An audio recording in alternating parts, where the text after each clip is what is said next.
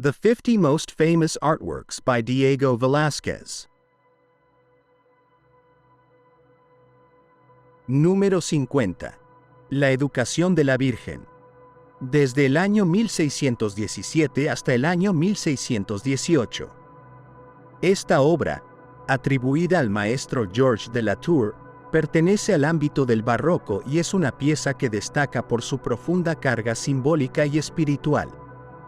Pintada entre 1617 y 1618, captura un momento íntimo entre la Virgen María y su madre, Santa Ana, en el proceso de educación religiosa y moral.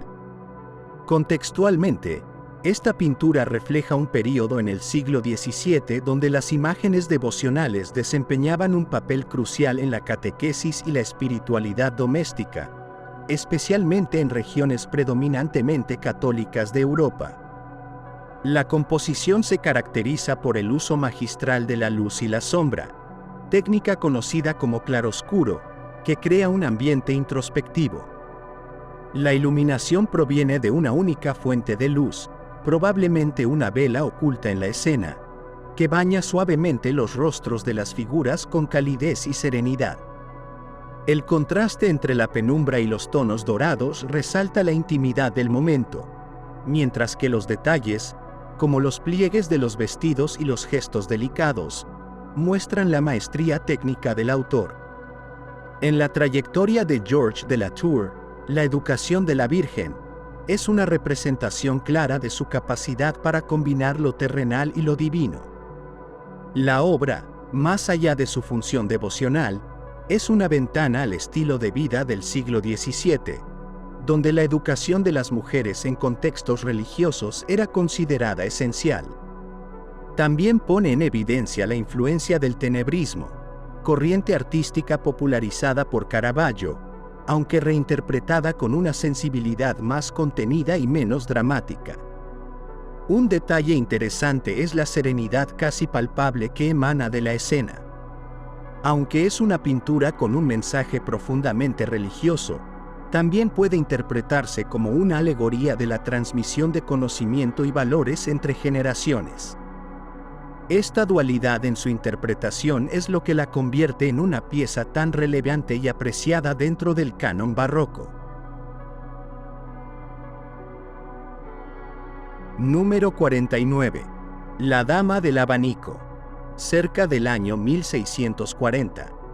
Retratada en la primera mitad del siglo XVII, La Dama del Abanico es una obra que captura la elegancia y la sofisticación de la aristocracia europea de la época. Realizada por Diego Velázquez, este retrato ilustra la maestría del pintor en representar tanto la psicología de sus modelos como la opulencia de su tiempo. En esta pintura, el artista consigue plasmar con gran detalle no solo los aspectos físicos de la dama, sino también su carácter sereno y su posición privilegiada dentro de la sociedad. El abanico, elemento central del cuadro, simboliza no solo el refinamiento, sino también la feminidad y el decoro, elementos altamente valorados en la época. El tratamiento técnico de Velázquez, especialmente en los detalles del vestido y los pliegues sutiles de la tela, revela una destreza extraordinaria. La pincelada suelta pero precisa permite que los detalles del atuendo y el rostro de la modelo cobren vida bajo la luz tenue de la composición. El contexto histórico de esta obra nos transporta al reinado de Felipe IV, un período en el que Velázquez se consolidó como pintor de cámara y revolucionó el arte del retrato. La Dama del Abanico no solo refleja las tendencias estéticas de la corte española del siglo XVII, sino que también exhibe la habilidad del artista para romper con las normas establecidas, al dotar a sus retratos de un naturalismo que sigue cautivando al espectador contemporáneo. El magnetismo del retrato reside en su capacidad para trascender su tiempo. Aunque no se ha identificado con certeza a la modelo, su mirada y la disposición del abanico crean una atmósfera de misterio que sigue fascinando a críticos y amantes del arte. Número 48. Vista del jardín de la Villa Medici.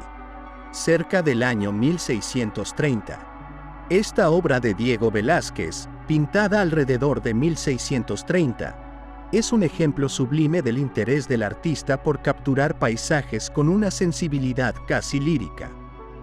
Situada en el contexto de su estancia en Italia, vista del jardín de la Villa Medici, nos transporta al esplendor de la arquitectura y los jardines renacentistas, representados con un equilibrio y una precisión que anticipan el paisaje moderno. La composición se organiza en capas, guiando la mirada del espectador desde los elementos arquitectónicos del primer plano hasta la serenidad del cielo en el horizonte. La luz, cuidadosamente distribuida, realza los colores cálidos de la piedra y los verdes vibrantes de la vegetación. La pincelada, aparentemente sencilla, revela la profundidad y la atmósfera del lugar con un realismo casi palpable. En el contexto de la carrera de Velázquez, esta pintura representa un giro hacia la observación directa de la naturaleza y una experimentación con el espacio y la luz. Durante el siglo XVII, el paisaje no era considerado un género principal, pero Velázquez supo elevarlo a un nivel de sofisticación que influyó en generaciones posteriores. Lo más notable de esta obra es su capacidad para capturar no solo un lugar físico, sino también la atmósfera y el espíritu de una época.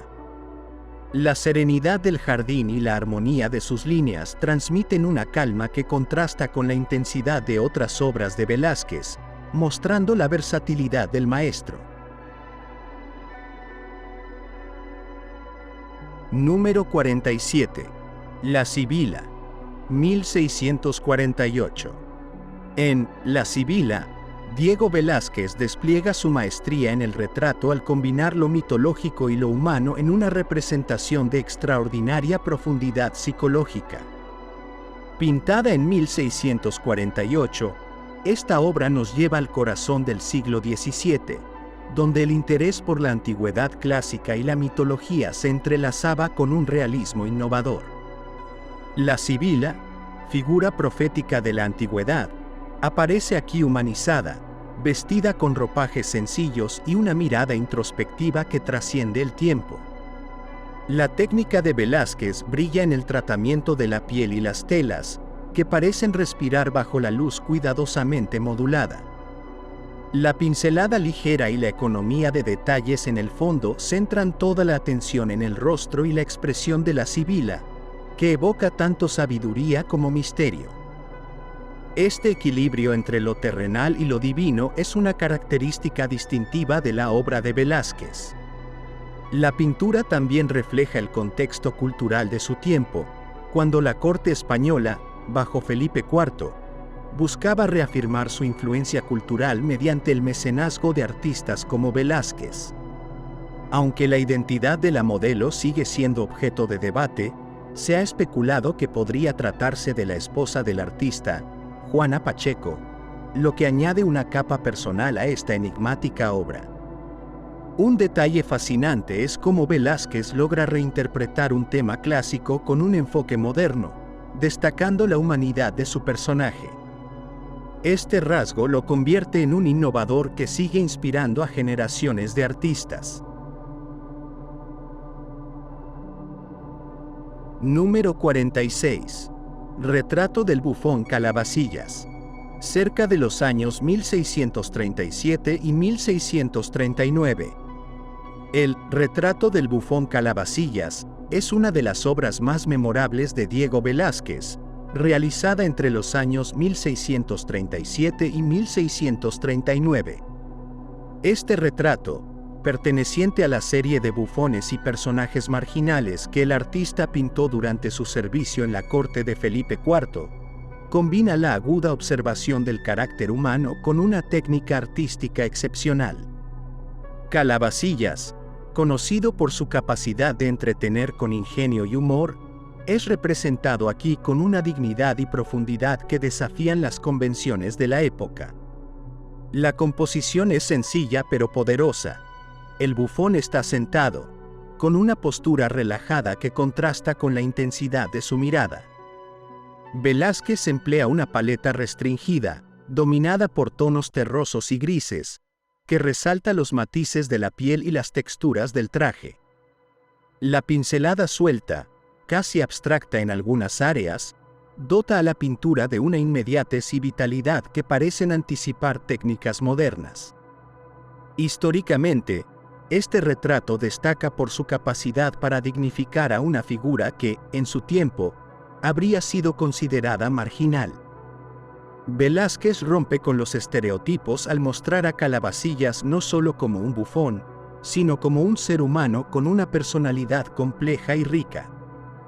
Esta empatía y respeto por sus modelos es una de las características que elevan la obra de Velázquez al rango de los grandes maestros. Un aspecto intrigante de esta obra es cómo Velázquez utiliza la figura de Calabacillas para explorar el equilibrio entre el humor y la melancolía, lo grotesco y lo sublime. Esta dualidad hace que el retrato sea tan conmovedor como técnicamente brillante. Número 45. La infanta María Teresa. Desde el año 1652 hasta el año 1653. La obra La infanta María Teresa, realizada entre 1652 y 1653 después de Cristo, captura la esencia de la pintura barroca española en el siglo XVII. Este retrato fue pintado por Diego Velázquez durante sus años de servicio en la corte de Felipe IV, cuando se consolidó como uno de los retratistas más destacados de la nobleza europea. La infanta, hija del monarca, es representada con una solemnidad que contrasta con su juventud. Sus elaborados vestidos, cargados de detalles embrocados y encajes, no solo denotan la riqueza de la familia real, sino también el dominio de Velázquez al trabajar con texturas y luces. El contexto histórico de esta obra es significativo, pues María Teresa fue una figura central en las alianzas políticas de la época. El retrato se realizó con un propósito diplomático, ya que se enviaron copias de la obra a la corte francesa como parte de los arreglos para su futuro matrimonio con Luis XIV. En este sentido, la pintura no solo es una pieza de arte, sino también un testimonio de las estrategias políticas del siglo XVII. Velázquez logra capturar la dignidad de la infanta a través de una mirada que proyecta serenidad y fortaleza. Técnicamente, el manejo de la luz y sombra en esta obra es impecable. Velázquez utiliza la técnica del sfumato para suavizar los contornos del rostro y dar profundidad al cuadro, mientras que la pincelada ligera otorga un dinamismo único al tejido del vestido. El fondo oscuro, característico del barroco, permite que la figura de María Teresa resalte con una luminosidad casi etérea. El equilibrio entre realismo y idealización demuestra por qué Velázquez es considerado un maestro insuperable en el retrato. Un detalle curioso de esta obra es la inclusión sutil de elementos que aluden a la condición regia de la infanta, como las joyas que adornan su vestido y cabello. Estos elementos no son meros ornamentos, sino símbolos de poder y continuidad dinástica. Cada centímetro del lienzo fue pensado con una precisión que continúa fascinando a críticos y amantes del arte hasta el día de hoy. Número 44. Retrato de Fernando de Austria. Desde el año 1632 hasta el año 1633. El retrato de Fernando de Austria, pintado entre 1632 y 1633 después de Cristo, se inscribe en una época de esplendor artístico y político en la corte de los Habsburgo españoles. Este retrato, también obra de Diego Velázquez, muestra a Fernando, hermano menor del rey Felipe IV, en una pose que denota autoridad y serenidad. La figura de Fernando está vestida con una armadura brillante, decorada con incrustaciones que denotan su alto rango y su rol militar en el imperio. En este contexto, la armadura no solo simboliza su papel como defensor de la fe católica, sino también la fortaleza de una monarquía que buscaba mantener su hegemonía en Europa. El retrato combina una composición solemne con un estilo pictórico que privilegia la naturalidad. La atención al detalle es sorprendente, desde los reflejos en el metal de la armadura hasta la expresión de Fernando, que parece mirar al espectador con una mezcla de orgullo y serenidad. Técnicamente, Velázquez se destaca por su capacidad para capturar texturas diversas. La armadura contrasta con la suavidad de los rasgos faciales de Fernando y el fondo oscuro resalta aún más la figura central. Este uso del claroscuro, tan característico del barroco, da profundidad a la composición y refuerza el protagonismo del retratado. Un aspecto fascinante de esta obra es el uso de los reflejos en la armadura para sugerir un espacio más allá del lienzo. Este recurso técnico muestra el dominio absoluto de Velázquez en el manejo de la luz. El retrato, más allá de su intención propagandística, es un estudio psicológico que refleja tanto el carácter como las responsabilidades del joven príncipe. Número 43. Cristo después de la flagelación contemplado por el alma cristiana. Desde el año 1628 hasta el año 1629. La obra Cristo después de la flagelación contemplado por el alma cristiana, creada entre 1628 y 1629 después de Cristo, es un ejemplo conmovedor de la espiritualidad barroca. Este cuadro, atribuido a Diego Velázquez, muestra a Cristo tras sufrir la flagelación, con un cuerpo marcado por el sufrimiento y la resignación. La figura de Cristo es acompañada por una personificación del alma cristiana, representada como una figura femenina que contempla la escena con devoción y pesar. El contexto histórico de esta obra se sitúa en un momento en que el arte era utilizado como un vehículo para la fe católica, especialmente en España, donde el barroco floreció como una herramienta de la Contrarreforma. La pintura transmite un mensaje de penitencia y redención, utilizando el sufrimiento de Cristo como un llamado a la introspección espiritual. Desde el punto de vista técnico, Velázquez emplea un realismo impactante para retratar las heridas en el cuerpo de Cristo, logrando que el dolor trascienda el lienzo. La figura del alma cristiana, por otro lado, está representada con una suavidad casi etérea, como si fuera un espíritu más que una persona física. Esta dualidad refuerza el mensaje de la obra, el contraste entre lo terrenal y lo divino, entre el sufrimiento humano y la esperanza espiritual. La atmósfera de la pintura es intensificada por el uso de un fondo oscuro, que centra toda la atención en las figuras principales. Un detalle interesante es la posición de las manos del alma cristiana, que parecen extenderse hacia Cristo, pero sin llegar a tocarlo, sugiriendo la distancia entre lo humano y lo divino, una distancia que solo puede ser superada a través de la fe. Número 42. Vista de Zaragoza, cerca del año 1647. La Vista de Zaragoza, realizada aproximadamente en 1647 después de Cristo, es una obra que se aparta de los retratos tradicionales de Velázquez para adentrarse en el género del paisaje urbano. En este cuadro, el artista captura una panorámica de Zaragoza, una ciudad emblemática de España, conocida por su riqueza arquitectónica y su importancia histórica durante el siglo XVII.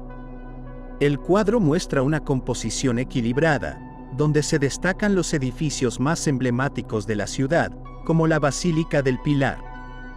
Velázquez utiliza una perspectiva aérea para dar profundidad a la escena, logrando un efecto casi fotográfico que era innovador para su época.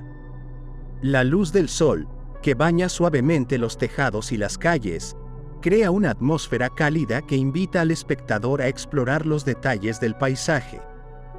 Históricamente, Zaragoza era un centro cultural y religioso de gran relevancia, y esta obra podría haber sido encargada para resaltar su importancia dentro del Imperio español. El nivel de detalle en la representación de los edificios sugiere que Velázquez pasó tiempo estudiando la ciudad, capturando no solo su apariencia física, sino también su espíritu. Un elemento notable es la inclusión de figuras humanas en las calles y plazas, que añaden dinamismo a la escena. Estas pequeñas figuras parecen involucrarse en actividades cotidianas, lo que aporta un toque de realismo y humanidad al cuadro. Aunque no es una de sus obras más conocidas, la Vista de Zaragoza demuestra la versatilidad de Velázquez y su capacidad para abordar temas diversos con maestría. Número 41. Retrato del Conde Duque de Olivares, 1638. El Retrato del Conde Duque de Olivares, realizado en 1638 después de Cristo, es una de las obras más icónicas de Velázquez y un testimonio de la relación cercana entre el artista y este poderoso personaje de la corte de Felipe IV. Gaspar de Guzmán, Conde Duque de Olivares, fue el valido del rey y una figura clave en la política española del siglo XVII. En este retrato, Velázquez lo representa con una armadura ceremonial, enfatizando su papel como defensor del reino. La composición del cuadro es imponente. Olivares se encuentra en una posición ligeramente girada, con la mirada fija en el espectador, transmitiendo una mezcla de autoridad y confianza. La armadura y el bastón de mando son símbolos claros de su poder militar y político, mientras que el fondo oscuro resalta la figura principal, dirigiendo toda la atención hacia él. El contexto histórico de esta obra es crucial para entender su relevancia. En 1638, España enfrentaba múltiples conflictos, y el conde duque necesitaba proyectar una imagen de fortaleza y liderazgo. Velázquez logra capturar esa esencia en este retrato, utilizando su dominio del claroscuro y su habilidad para captar la psicología de sus modelos. Un detalle fascinante es el uso del color en los adornos de la armadura y la banda que cruza el pecho de Olivares, que contrastan con el tono sobrio del fondo. Estos detalles no solo aportan riqueza visual, sino que también refuerzan la idea de que el conde duque era una figura central en la maquinaria del imperio.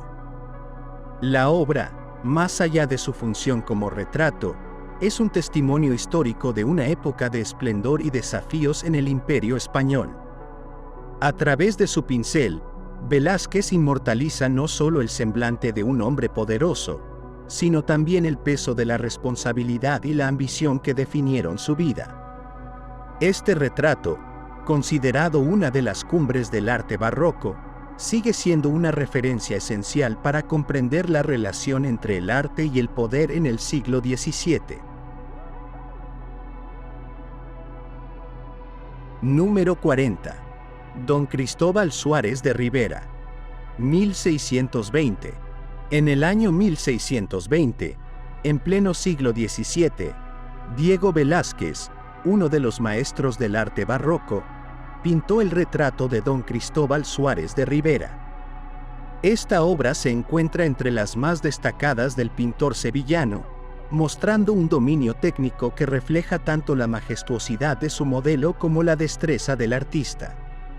En este periodo, Velázquez comenzaba a consolidarse como un retratista excepcional, combinando su habilidad para captar los matices psicológicos de sus sujetos con una precisión anatómica que marcaba un nuevo estándar en la pintura europea. El retrato se caracteriza por su sobriedad y su atención al detalle, elementos típicos del barroco español. Don Cristóbal, un hombre de notable presencia, aparece vestido con ropa negra adornada con bordados finos, símbolo de su alta posición social. La iluminación, que destaca su rostro y manos, crea un fuerte contraste con el fondo oscuro, una técnica que Velázquez empleaba para dirigir la atención del espectador hacia el sujeto principal. Este uso del claroscuro resalta la textura del tejido y los detalles del rostro, aportando una profundidad y un realismo sorprendentes. La obra no solo refleja las habilidades técnicas de Velázquez, sino también su capacidad para plasmar la personalidad y el estatus del retratado. Don Cristóbal, conocido por su influencia en la vida política y social de Sevilla, es representado con una mezcla de dignidad y serenidad, características que subrayan su carácter imponente. El retrato es un testimonio de la relación entre el pintor y sus modelos, donde la confianza y el respeto mutuos permitían una representación más auténtica y emotiva. Curiosamente, esta obra sirvió como referencia para futuros retratos de Velázquez, consolidando un estilo que sería admirado y estudiado durante siglos. La combinación de realismo y simbolismo en el retrato de Don Cristóbal Suárez de Rivera posiciona esta obra como una pieza clave en la evolución del retrato en la historia del arte. Número 39. San Juan Evangelista en Patmos. Desde el año 1618 hasta el año 1619. Entre los años 1618 y 1619, Diego Velázquez pintó San Juan Evangelista en Patmos, una obra que combina la profundidad espiritual con la maestría técnica característica del pintor. Realizada en el siglo XVII, esta pieza retrata al apóstol San Juan en la isla de Patmos, lugar donde, según la tradición cristiana, escribió el Apocalipsis. Este contexto bíblico permitió a Velázquez explorar temas de fe, revelación y misticismo, creando una obra que trasciende lo puramente visual. La composición es sobria y meditada. San Juan aparece sentado, con una expresión serena, mirando hacia el cielo como en busca de inspiración divina. En sus manos sostiene un libro abierto, representando su rol como escritor sagrado, mientras el águila, símbolo tradicional del evangelista, descansa a su lado, otorgando un componente simbólico que conecta al espectador con la narrativa cristiana. El fondo es oscuro, evocando una atmósfera introspectiva y cargada de solemnidad. Técnicamente, Velázquez demuestra un dominio impresionante del color y la textura. Los pliegues del manto de San Juan están trabajados con una precisión que captura tanto la materialidad del tejido como la luminosidad del ambiente. Este nivel de detalle contrasta con el tratamiento más difuso del fondo, que añade un aire de misterio y trascendencia. La luz, utilizada de manera magistral, no solo define la figura del apóstol, sino que también refuerza el simbolismo de la iluminación divina. La obra no solo es significativa por su temática religiosa, sino también porque representa uno de los primeros acercamientos de Velázquez al género histórico religioso, que influiría en su carrera posterior. Además, el cuadro destaca por su capacidad de conectar al espectador con el momento de inspiración y revelación, logrando un equilibrio perfecto entre lo terrenal y lo divino. Número 38. Demócrito. Cerca del año 1630. Hacia el año 1630, Diego Velázquez creó su interpretación de Demócrito, un retrato alegórico del filósofo griego conocido como el padre de la teoría atómica. Este cuadro es un ejemplo extraordinario de cómo Velázquez combinó elementos filosóficos, históricos y artísticos para dar vida a una figura del pasado distante. La obra pertenece al periodo en que el pintor trabajaba en la corte española, un contexto que le permitió experimentar con temas más intelectuales y universales. Demócrito es presentado como un anciano sabio, de mirada aguda y expresión jovial, simbolizando su fama como el filósofo que ríe. Velázquez utiliza el claroscuro para destacar las arrugas del rostro, cada una contando una historia de reflexión y experiencia. En su mano sostiene un globo terráqueo, una alusión a sus teorías cosmológicas y su interés por el universo, mientras el fondo oscuro enfatiza la centralidad del personaje. El cuadro se distingue por su técnica audaz y su tratamiento realista. Las texturas de la piel y el cabello de Demócrito están pintadas con pinceladas sueltas pero precisas, un estilo que Velázquez perfeccionó en esta etapa de su carrera. El contraste entre los detalles minuciosos del rostro y la atmósfera difusa del fondo crea una sensación de profundidad y volumen que da vida al filósofo. El retrato de Demócrito no solo celebra la figura del pensador griego, sino que también refleja el interés de la España del siglo XVII por los ideales humanistas y el conocimiento clásico. Es una obra que invita al espectador a reflexionar sobre la sabiduría, la risa y la búsqueda de la verdad. Número 37. San Tomás. 1619. En el año 1619, Diego Velázquez pintó San Tomás, una obra que captura el momento emblemático de duda y fe del apóstol. El cuadro pertenece al periodo temprano del artista, cuando aún trabajaba en Sevilla y desarrollaba el estilo que más tarde lo consagraría como uno de los grandes maestros del barroco. Con esta pieza, Velázquez demuestra una comprensión profunda de la psicología humana, representando al santo con una mezcla de incertidumbre y resolución. San Tomás aparece en el centro de la composición, su mirada intensa fija en un punto invisible para el espectador.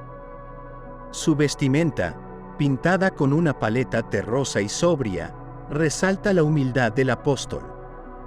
En sus manos sostiene un libro, símbolo de su búsqueda del conocimiento divino, y una lanza, aludiendo a su martirio. El fondo es oscuro, con leves destellos de luz que sugieren la presencia divina, reforzando el simbolismo de la obra. La técnica de Velázquez se aprecia en los detalles del rostro y las manos de San Tomás, donde cada pincelada contribuye a una sensación de realismo palpable. Las sombras profundas y la iluminación precisa dirigen la atención hacia el conflicto interno del apóstol, capturando un momento de introspección que trasciende lo narrativo. Esta obra, aunque menos conocida que otras del maestro, es un ejemplo perfecto de su habilidad para combinar lo humano y lo divino en una sola imagen. San Tomás es un testimonio de la capacidad de Velázquez para explorar la fe como una experiencia profundamente personal. Número 36. Retrato del bufón Barbarroja. Cerca de los años 1637 y 1640. Entre los años 1637 y 1640, Diego Velázquez pintó el retrato del bufón Barbarroja, una obra que forma parte de su célebre serie de retratos de bufones y enanos de la corte española. Este retrato, realizado en pleno siglo XVII, se distingue por su tratamiento digno y humano, desafiando las convenciones de su tiempo, que a menudo ridiculizaban a estos personajes en lugar de celebrarlos. Barbarroja aparece sentado, con una pose relajada pero imponente, que transmite tanto su papel como bufón de la corte como su individualidad. Su vestimenta, aunque sencilla, es representada con una precisión que resalta las texturas y los pliegues de la tela.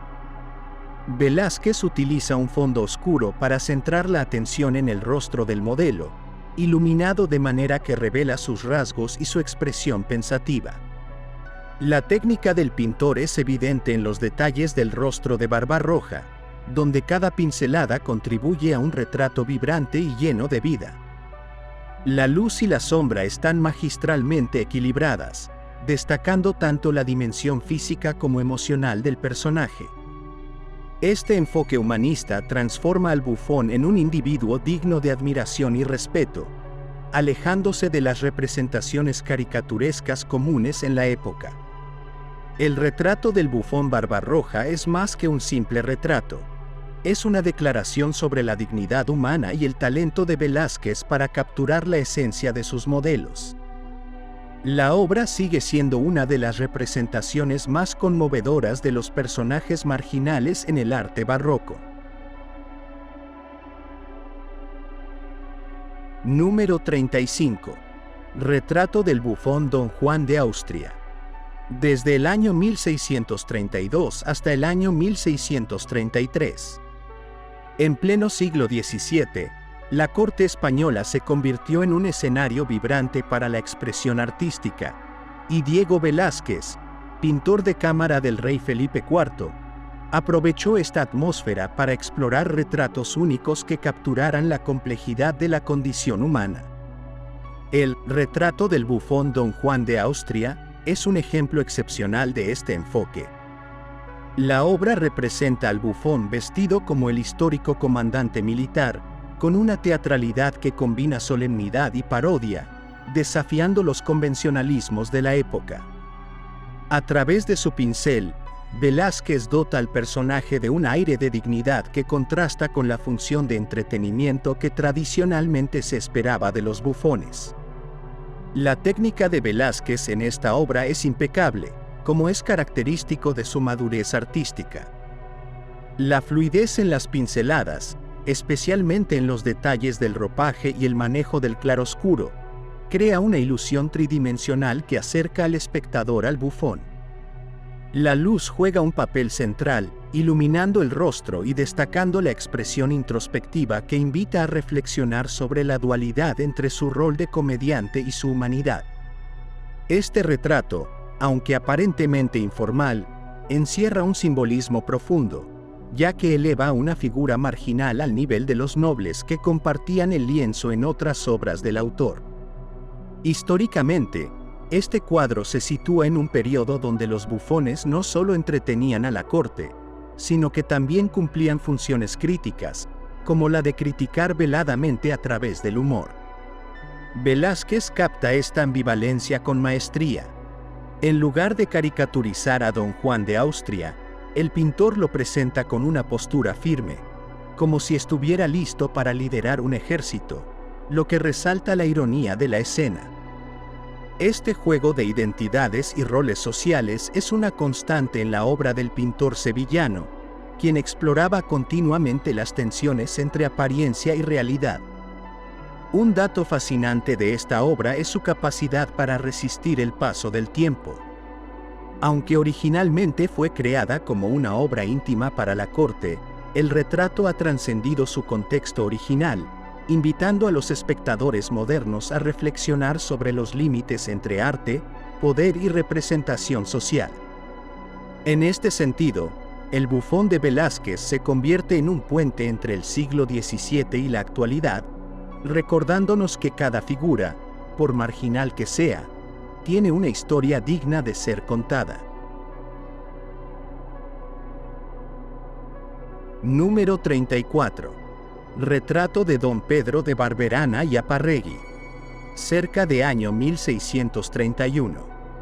Diego Velázquez, maestro de la pintura barroca española, creó en el año 1631 una de sus obras más fascinantes, el Retrato de Don Pedro de Barberana y Aparregui. Este retrato captura a un destacado caballero, cuya mirada directa y actitud resuelta reflejan la autoridad y el prestigio de su posición en la sociedad del siglo XVII. La obra, además de ser un testimonio del talento técnico de Velázquez, es un documento visual del poder político y económico que caracterizaba a los caballeros de la época. La composición es sencilla pero impactante, con el personaje situado en el centro del lienzo y rodeado de un fondo oscuro que resalta su figura. Velázquez emplea una paleta sobria, dominada por tonos terrosos, y utiliza la luz para acentuar los detalles del rostro y el traje de Don Pedro. La representación de la textura del tejido y los adornos de su vestimenta es un ejemplo sublime de la capacidad del pintor para capturar la materialidad con una precisión casi tangible. La postura erguida del modelo transmite una sensación de poder y confianza, mientras que la suavidad en la transición de las sombras revela la habilidad del artista para trabajar con el claroscuro. En términos históricos, este retrato no solo destaca la destreza técnica de Velázquez, sino también su capacidad para establecer un vínculo psicológico entre el modelo y el espectador. Don Pedro, aunque imponente, parece accesible, lo que sugiere que Velázquez buscaba representar no solo la apariencia externa del sujeto, sino también su carácter interno. Este enfoque humanista es una de las razones por las que sus retratos siguen siendo tan admirados siglos después. Curiosamente, este retrato es también un reflejo de la relación entre Velázquez y sus mecenas. El pintor, ya consolidado como artista de la corte, se encontraba en una posición privilegiada que le permitía retratar tanto a nobles como a figuras influyentes. A través de esta obra, Velázquez no solo perpetuó la memoria de Don Pedro, sino que también dejó una huella imborrable en la historia del retrato europeo. Número 33. La Inmaculada Concepción, 1618. En el año 1618, Velázquez creó La Inmaculada Concepción, una obra temprana que refleja tanto la influencia de su formación sevillana como su habilidad para interpretar temas religiosos con un enfoque personal. La pintura, situada en el contexto de la Contrarreforma, representa a la Virgen María en su concepto más puro y espiritual, siguiendo las directrices establecidas por el Concilio de Trento sobre el arte sacro. Esta obra no solo destaca por su belleza estética, sino también por su capacidad para transmitir un mensaje de fe y devoción. Velázquez utiliza una composición vertical que eleva a la Virgen sobre un fondo de nubes y ángeles, representando su ascenso celestial. La figura de María es elegante y serena, vestida con un manto azul y túnica blanca, colores simbólicos de la pureza y la divinidad. Los detalles en el rostro y las manos son delicados, mostrando una técnica refinada que ya anticipa la maestría que alcanzaría en sus años posteriores. La luz, elemento central en esta obra, envuelve a María en un halo que refuerza su carácter divino y la separa del plano terrenal. El contexto histórico de esta obra es crucial para comprender su significado. En el siglo XVII, España era un bastión del catolicismo y el arte religioso jugaba un papel fundamental en la educación y la reafirmación de la fe. Velázquez, consciente de esta responsabilidad, logra combinar el rigor doctrinal con una sensibilidad artística que hace de La Inmaculada Concepción una obra accesible y emotiva para los fieles. Un detalle notable de esta pintura es cómo Velázquez equilibra el simbolismo teológico con una representación humana de la Virgen. Esto no solo refuerza su conexión con los espectadores de su tiempo, sino que también asegura su relevancia como pieza clave en la historia del arte religioso.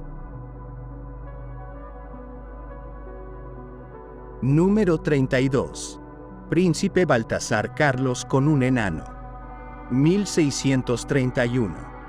En Príncipe Baltasar Carlos con un enano, Velázquez presenta una obra que combina el retrato cortesano con una sutil crítica social. Pintada en 1631, esta pieza refleja el interés de Velázquez por capturar tanto la grandeza como la vulnerabilidad de sus modelos. El príncipe, heredero al trono, aparece acompañado de un enano, una figura recurrente en la corte española del siglo XVII, lo que subraya las dinámicas de poder y jerarquía de la época. La obra destaca por su composición cuidadosamente equilibrada. El joven príncipe, vestido con atuendos ricos y portando un bastón de mando, es el centro de atención. Sin embargo, el enano, colocado a su lado, rompe la solemnidad del retrato con un aire más relajado y espontáneo. Velázquez utiliza esta yuxtaposición para explorar temas de contraste y complementariedad, tanto en términos visuales como simbólicos. La luz juega un papel crucial, destacando los rostros y las texturas de las vestimentas, mientras el fondo oscuro crea un ambiente introspectivo. Este retrato no solo es una representación del estatus real del príncipe, sino también una muestra de la habilidad de Velázquez para dotar de dignidad y humanidad a todos sus modelos, independientemente de su posición social. La figura del enano, aunque subordinada en términos jerárquicos, es tratada con el mismo cuidado y detalle que el príncipe, lo que refuerza la complejidad emocional de la escena. La pintura, además, captura un momento específico en la vida del joven heredero, quien fallecería prematuramente años después.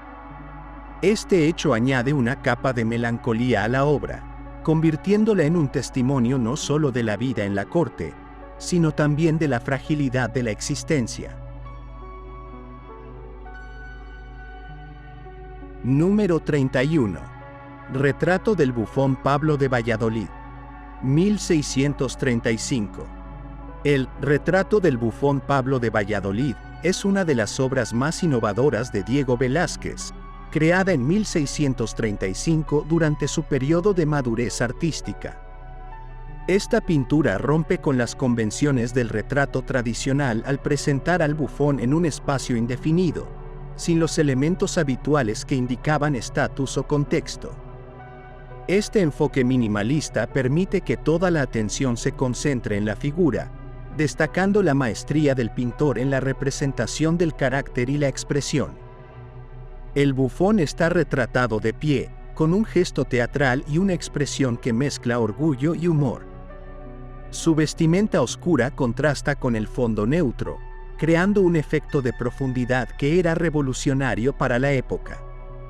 Velázquez utiliza pinceladas sueltas y precisas para capturar la textura de la ropa y los matices del rostro, logrando una representación vibrante que parece cobrar vida ante los ojos del espectador. Este retrato no es solo un testimonio del talento técnico de Velázquez, sino también de su capacidad para desafiar las normas artísticas y sociales de su tiempo. En el contexto histórico del siglo XVII, los bufones ocupaban un lugar peculiar en la corte española. Aunque eran considerados figuras de entretenimiento, también servían como críticos velados y observadores agudos de la vida política y social. Velázquez, al retratar a Pablo de Valladolid con tanta dignidad y atención al detalle, eleva su posición más allá de la de un simple sirviente de la corte, sugiriendo una complejidad interior que rara vez se reconocía en personas de su rango. Lo que hace única a esta obra es su capacidad para trascender los límites entre el retrato cortesano y la experimentación artística. Al eliminar los accesorios y escenarios tradicionales, Velázquez crea una atmósfera temporal que obliga al espectador a centrarse en la humanidad del sujeto. Este enfoque fue innovador en su tiempo y sigue siendo objeto de estudio y admiración en la historia del arte. Número 30. Retrato de Luis de Góngora y Argote. 1622. En el año 1622, durante el siglo XVII, Diego Velázquez pintó el retrato de Luis de Góngora y Argote, una de las obras más emblemáticas de su periodo inicial en Madrid. Este retrato no solo capturó la apariencia física del célebre poeta barroco, sino que también plasmó el carácter profundo y reflexivo que definía su obra literaria. En un periodo marcado por el auge de las artes y las letras en España, Velázquez logró sintetizar la intensidad del siglo de oro en esta pintura. El retrato está compuesto por una paleta austera, destacando los tonos oscuros y la iluminación dramática que enmarcan el rostro de Góngora. La técnica de Velázquez aquí demuestra una maestría precoz en el uso del claroscuro, un elemento que dominaba con un nivel comparable al de Caravaggio. Los detalles del rostro, desde las arrugas hasta la expresión pensativa, reflejan no solo una fidelidad anatómica, sino también un profundo respeto por la personalidad de su modelo. Este encargo fue parte de la estrategia de Velázquez para consolidarse en la corte de Felipe IV. La representación de Góngora, un poeta ampliamente reconocido y apreciado, fue un hito en su carrera, que más tarde le permitió acceder a círculos aún más exclusivos de la nobleza. A través de este retrato, Velázquez no solo se posicionó como un pintor de gran talento, sino también como un cronista visual de los intelectuales de su tiempo. Un detalle interesante de la obra es cómo Velázquez logró captar la esencia de un poeta cuya fama trascendió generaciones. Sin necesidad de incluir elementos simbólicos, el pintor trasladó a la tela una narrativa que dialoga directamente con la poesía gongorina, elegante, compleja y llena de matices. Número 29. San Pablo. 1619. En el año 1619, Velázquez creó San Pablo, una obra cargada de espiritualidad y profundidad psicológica. Este óleo, realizado en el siglo XVII, refleja la creciente influencia del tenebrismo en la pintura española, especialmente en la forma en que Velázquez aborda temas religiosos. El santo es retratado en una pose de introspección, sosteniendo un libro, símbolo de sus cartas y enseñanzas. La composición de la obra es austera pero impactante. La figura de San Pablo domina el espacio pictórico, emergiendo de un fondo oscuro que intensifica su presencia. El uso del claroscuro resalta los contornos del rostro, las manos y las vestiduras, permitiendo al espectador enfocar su atención en los detalles esenciales.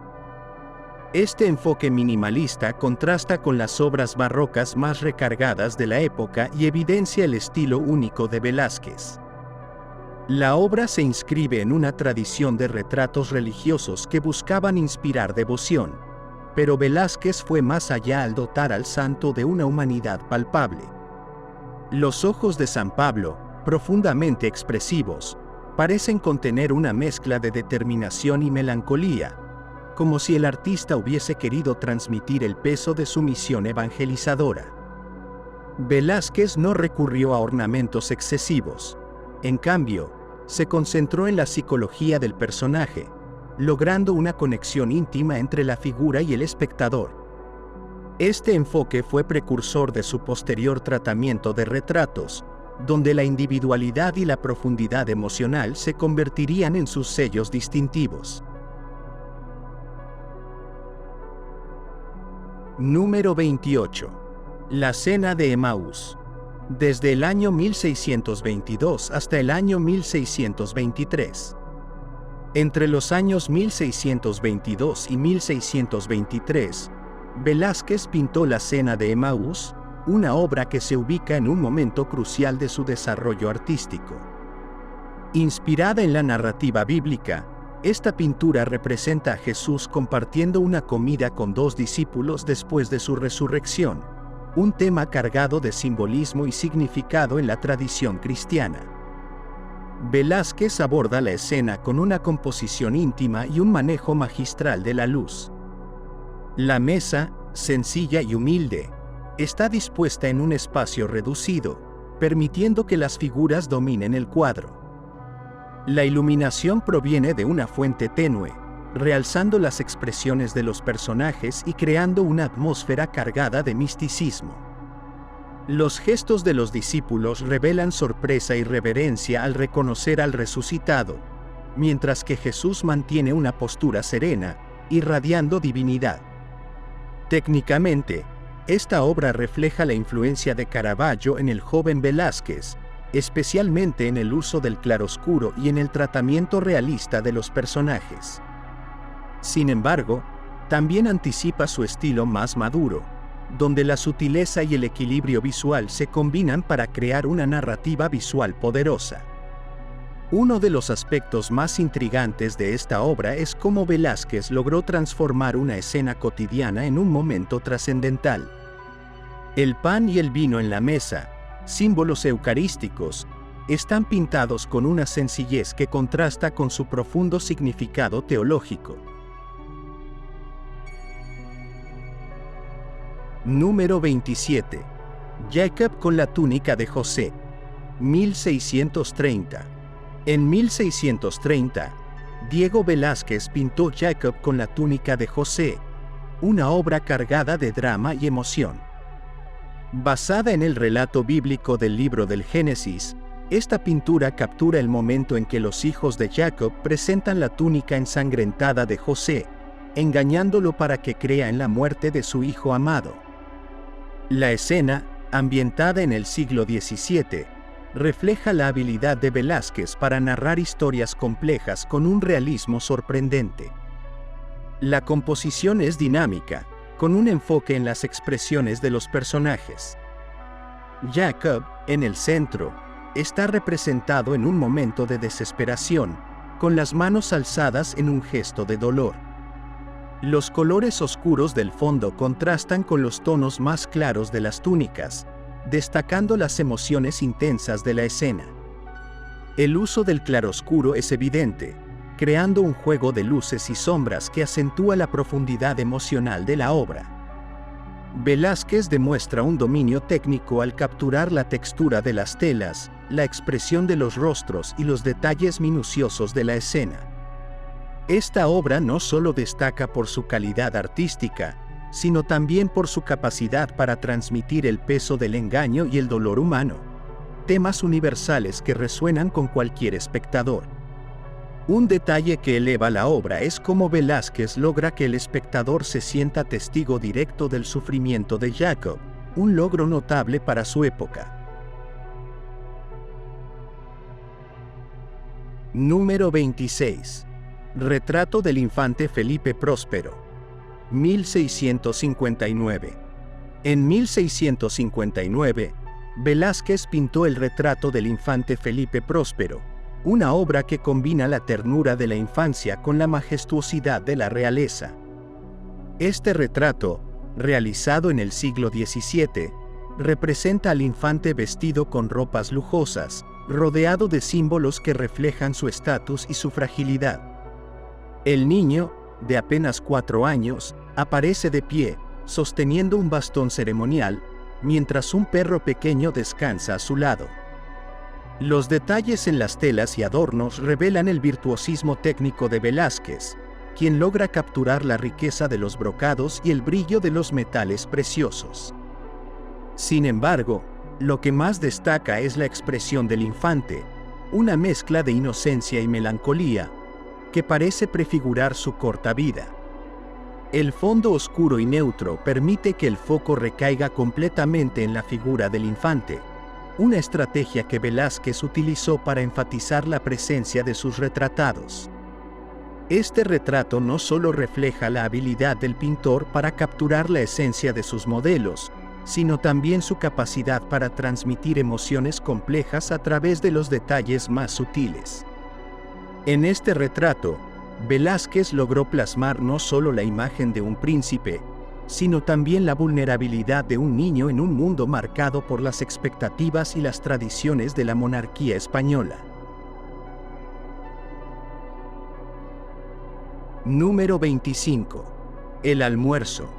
1617. En el año 1617, Diego Velázquez creó El Almuerzo, una obra emblemática del siglo XVII, después de Cristo, que se inscribe dentro del género del bodegón, una categoría artística que el pintor dominó con maestría en su juventud. Este cuadro refleja el contexto social y económico de la España de la época, marcado por la austeridad de la monarquía de Felipe III y los contrastes entre la nobleza y las clases populares. Velázquez retrata, en una escena aparentemente cotidiana, la profunda riqueza visual y conceptual que caracteriza su obra temprana. La composición está centrada en 3 figuras humanas, probablemente un hombre mayor, un joven y una mujer, quienes comparten una comida modesta compuesta por pan, pescado y vino. Velázquez emplea una iluminación tenebrista, influenciada por Caravaggio, que realza la textura de los alimentos, las arrugas de los rostros y la cerámica de la vajilla. Cada elemento, aunque aparentemente simple, está representado con una precisión asombrosa que transforma lo ordinario en algo extraordinario. Este dominio técnico reafirma su capacidad para capturar la realidad de manera casi tangible.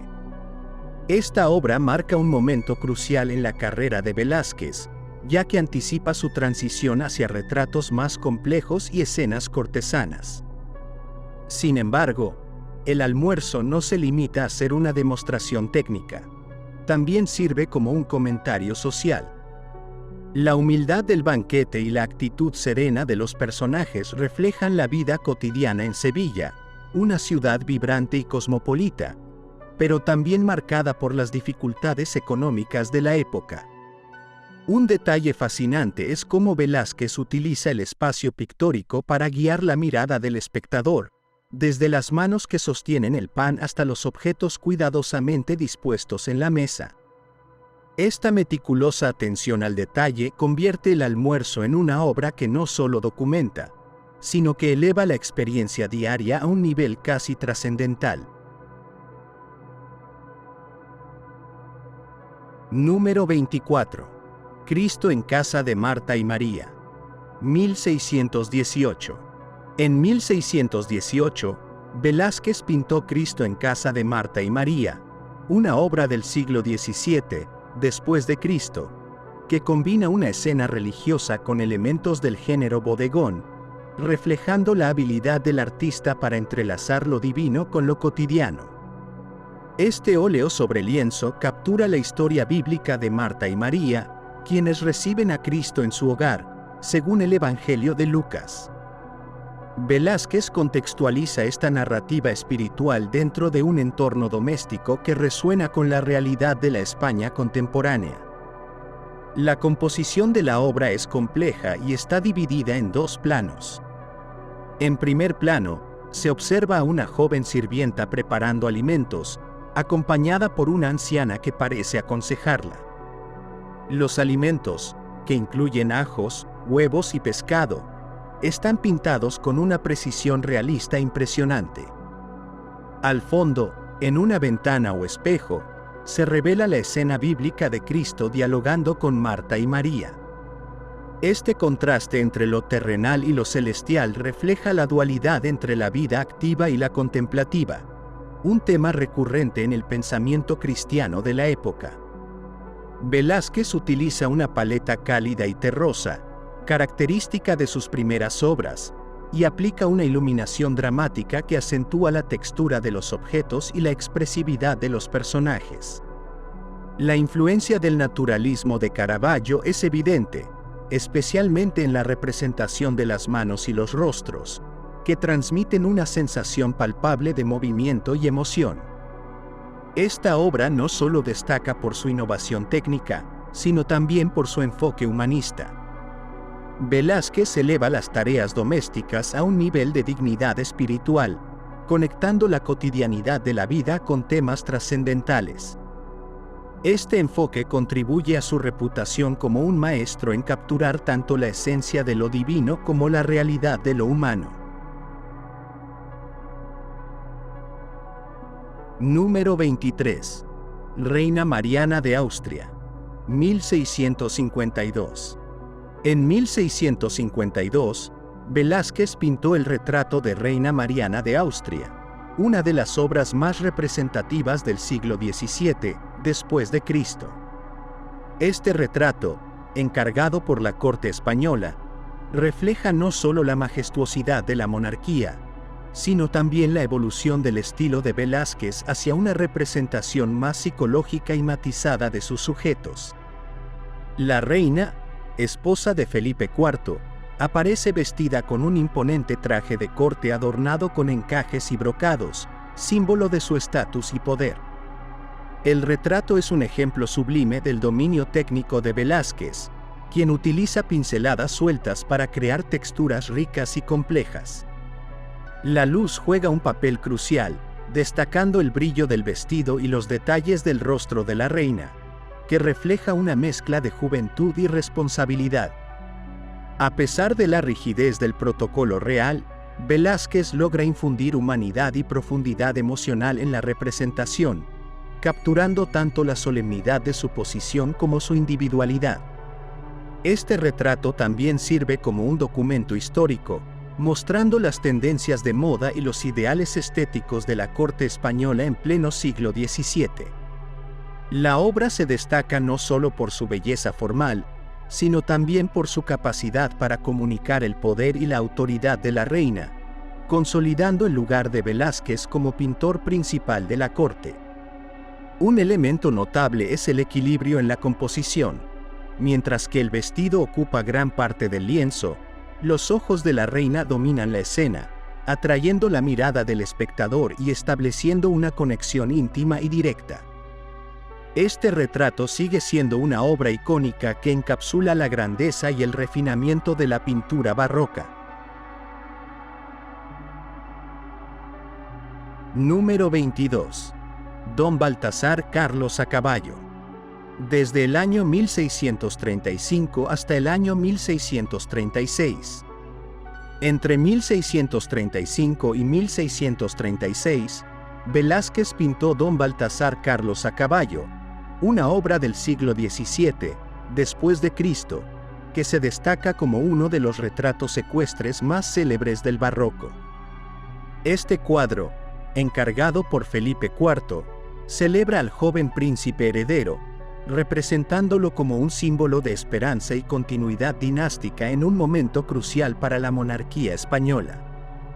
La obra muestra al infante montado sobre un caballo blanco en una pose majestuosa, con un bastón de mando en la mano, un gesto que subraya su futuro papel como líder. Velázquez emplea una perspectiva elevada, situando al príncipe en un entorno natural que enfatiza su nobleza y conexión con lo divino. El paisaje, pintado con pinceladas sueltas, crea un contraste dinámico con la figura detallada y elegante del joven heredero. Este retrato es una obra maestra técnica y simbólica. Velázquez combina su habilidad para capturar la anatomía equina con su destreza para transmitir la vivacidad y el carácter del infante. La luz, que baña al príncipe y su caballo, refuerza su posición central en la composición, mientras que la atmósfera del paisaje aporta profundidad y grandiosidad. La pintura trasciende su función como retrato oficial y se convierte en una declaración política, presentando a Baltasar Carlos como el futuro salvador de España.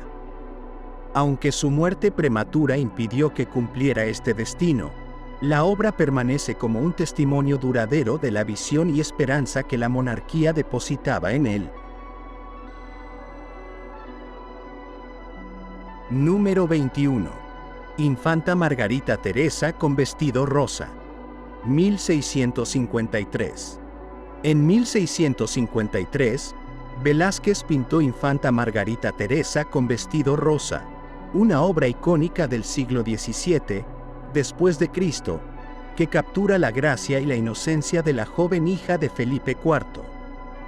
Este retrato, creado cuando Margarita tenía apenas 3 años, refleja tanto la fragilidad de la infancia como la solemnidad de su posición como miembro de la familia real española.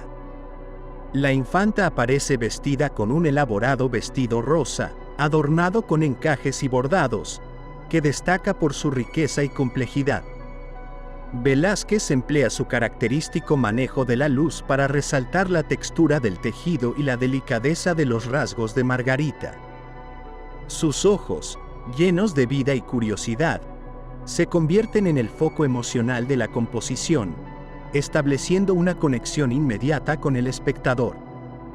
La obra se distingue por su composición equilibrada y la maestría técnica de Velázquez.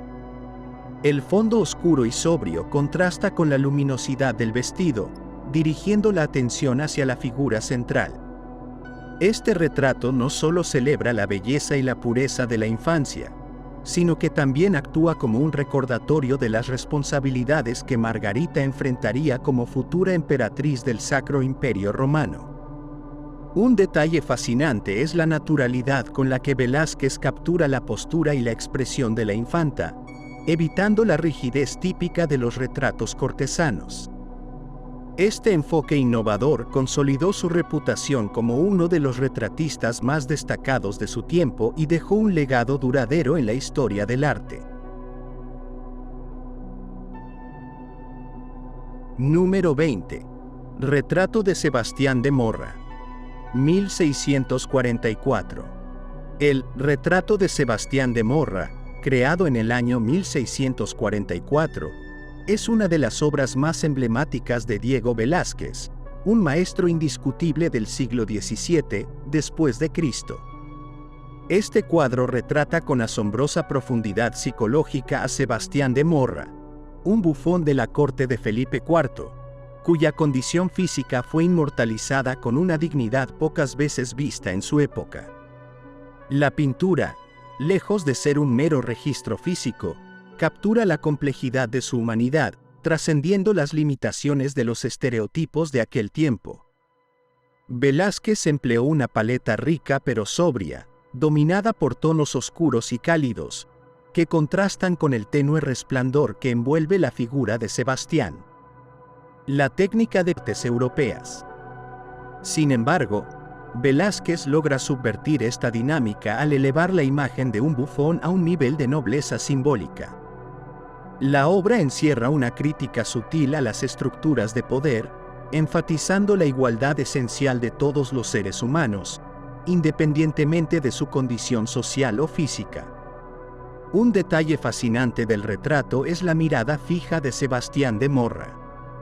Sus ojos, oscuros y penetrantes, parecen sostener al espectador en un diálogo silencioso, transmitiendo una mezcla de orgullo, tristeza y resignación. Este detalle, junto con la ausencia de un fondo narrativo elaborado, concentra toda la atención en la figura, un testimonio del genio de Velázquez para plasmar la psicología humana. Número 19. La costurera. Cerca de los años 1640 y 1650. Entre las obras menos conocidas pero igualmente impresionantes del siglo XVII se encuentra La costurera, una pintura atribuida con frecuencia a Johannes Vermeer. Esta obra, creada entre los años 1640 y 1650, después de Cristo, es un ejemplo magistral de la capacidad del arte para capturar momentos íntimos y cotidianos con una elegancia atemporal. Vermeer, con su enfoque en los juegos de luz y sombra, logra transformar una escena simple en una experiencia visual de asombrosa complejidad. El cuadro representa a una mujer joven inclinada sobre su labor de costura, enmarcada por la luz natural que entra por una ventana lateral. La precisión de los detalles en el tejido y las manos de la costurera refleja el profundo interés de Vermeer en la observación minuciosa. Su dominio del claroscuro y su habilidad para emplear tonos perlados hacen que cada elemento de la composición adquiera un resplandor casi tangible. El contexto cultural de esta obra es crucial para comprender su significado. En el siglo XVII, después de Cristo, las actividades domésticas como la costura eran consideradas símbolos de virtud femenina. Sin embargo, lejos de limitarse a un enfoque moralizante, Vermeer parece celebrar la serenidad y concentración de la figura femenina, dignificando su labor y sugiriendo una profunda conexión entre el arte y la vida cotidiana. Un elemento que destaca en La costurera es el contraste entre la quietud de la figura y la riqueza visual del entorno.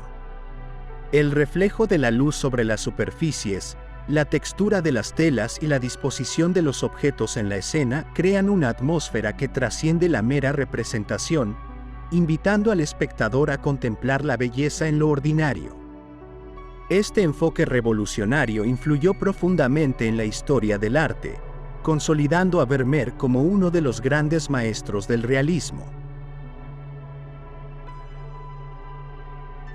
Número 18. La adoración de los Reyes Magos. 1619. El año 1619, siglo XVII, después de Cristo, vio la creación de La adoración de los Reyes Magos, una obra de Peter Paul Rubens que ejemplifica su dominio del dinamismo y la teatralidad barroca. En esta pintura, Rubens presenta el momento bíblico con una energía vibrante y una riqueza de detalles que deslumbran al espectador, consolidando su lugar como uno de los principales pintores de su tiempo. La composición está construida sobre un esquema piramidal, donde la figura central del niño Jesús, rodeado por María y José, actúa como el punto focal. Los Reyes Magos, con sus vestimentas ricamente decoradas, se inclinan con reverencia, mientras una multitud de figuras llena el espacio, creando una sensación de movimiento y dramatismo. La técnica de Rubens, con sus pinceladas vigorosas y su paleta cálida, otorga a la escena una vivacidad que parece casi palpable. El contexto histórico y cultural de esta obra es fundamental para apreciarla en su totalidad. En el siglo XVII, la Iglesia Católica utilizaba el arte como una herramienta para inspirar devoción y reafirmar su poder en el marco de la Contrarreforma.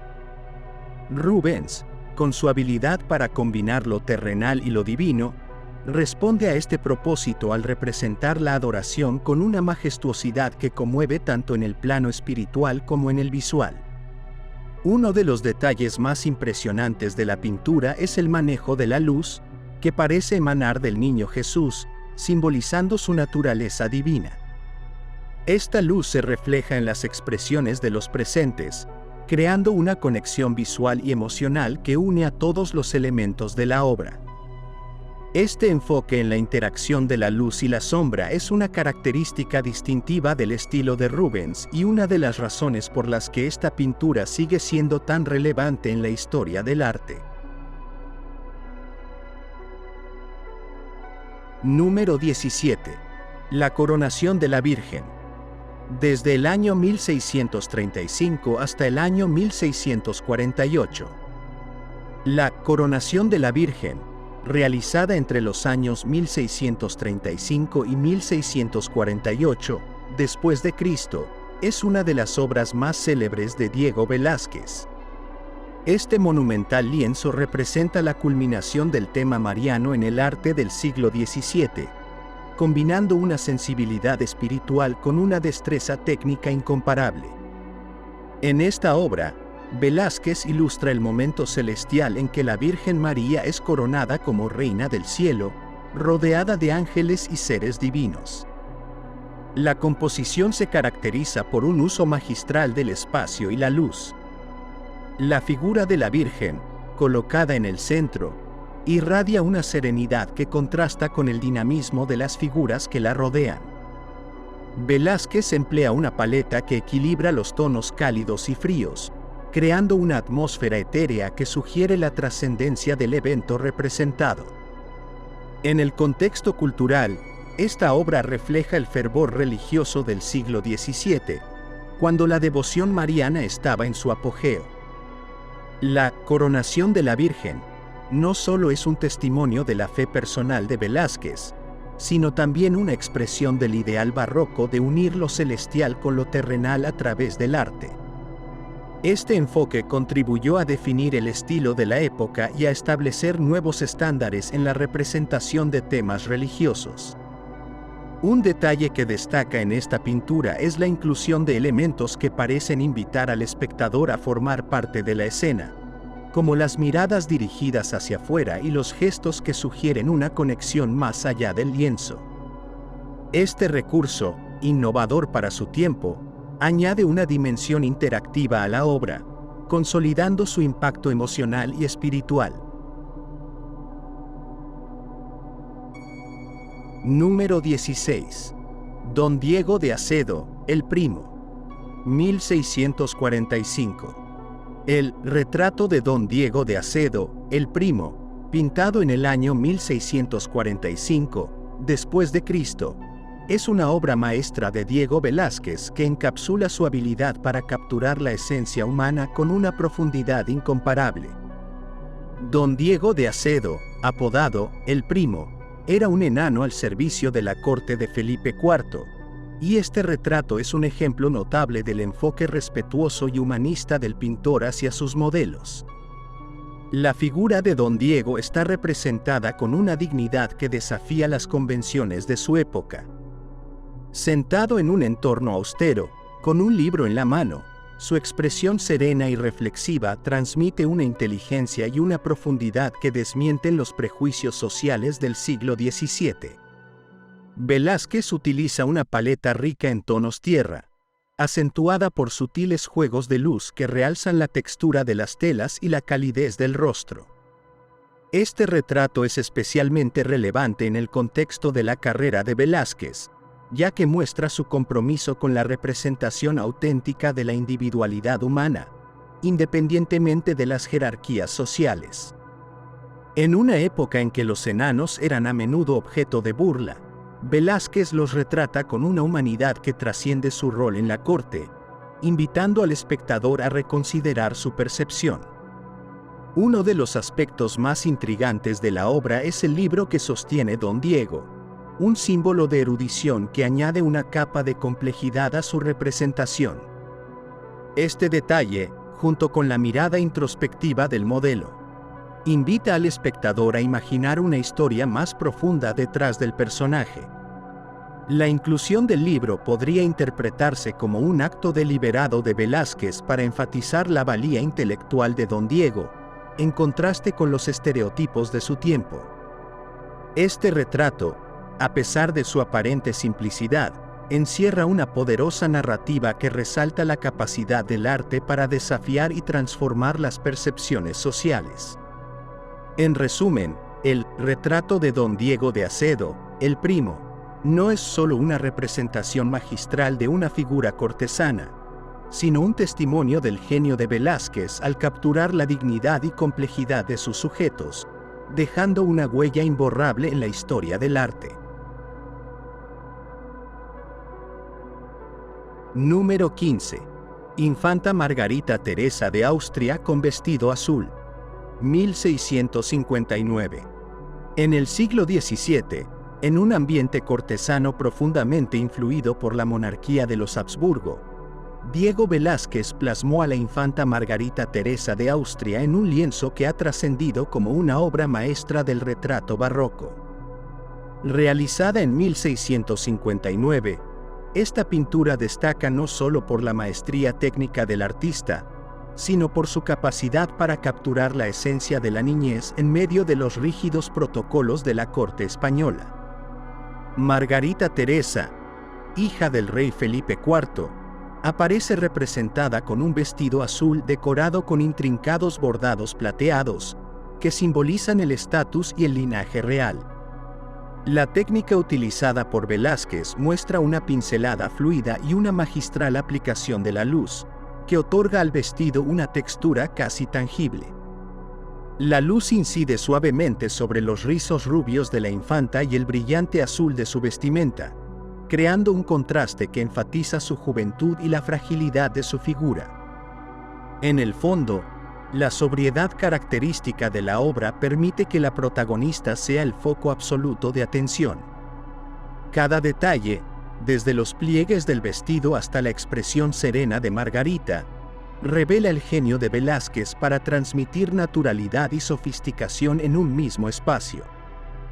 Este retrato no solo se limitó a ser un símbolo de la representación dinástica, sino que también marcó un punto alto en la carrera de Velázquez como pintor de cámara del rey. Su habilidad para captar la personalidad de sus sujetos, incluso en un contexto de rigidez ceremonial, es evidente en esta obra. Margarita Teresa no es solo un símbolo de la continuidad dinástica de los Habsburgo. Es una figura viva y real, inmortalizada en la historia del arte europeo. Un detalle fascinante de este retrato es cómo Velázquez utilizó sutiles degradados de color y reflejos en el tejido para dar una impresión de vida y movimiento, algo inusual en los retratos reales de la época. Esta pintura, además de servir como documento histórico, sigue siendo un testimonio de la sensibilidad del artista hacia la humanidad detrás de los títulos nobiliarios. Número 14. Marte, 1640. En 1640, Diego Velázquez reinterpretó al dios Marte, una figura emblemática de la mitología romana, con una visión que desafiaba las representaciones tradicionales. En este lienzo, creado en el contexto del auge del barroco español, Marte aparece despojado de su habitual gloria heroica, representado como un guerrero cansado y melancólico. Esta humanización del dios de la guerra, característica de la obra de Velázquez, aporta una dimensión psicológica inusitada en las representaciones mitológicas de su tiempo. Marte, con una mirada reflexiva y melancólica, está sentado con un yelmo en su regazo y rodeado por elementos simbólicos de su identidad, como la armadura y la espada. Sin embargo, su postura relajada y su expresión introspectiva contrastan con la imagen tradicional de un dios enérgico y combativo.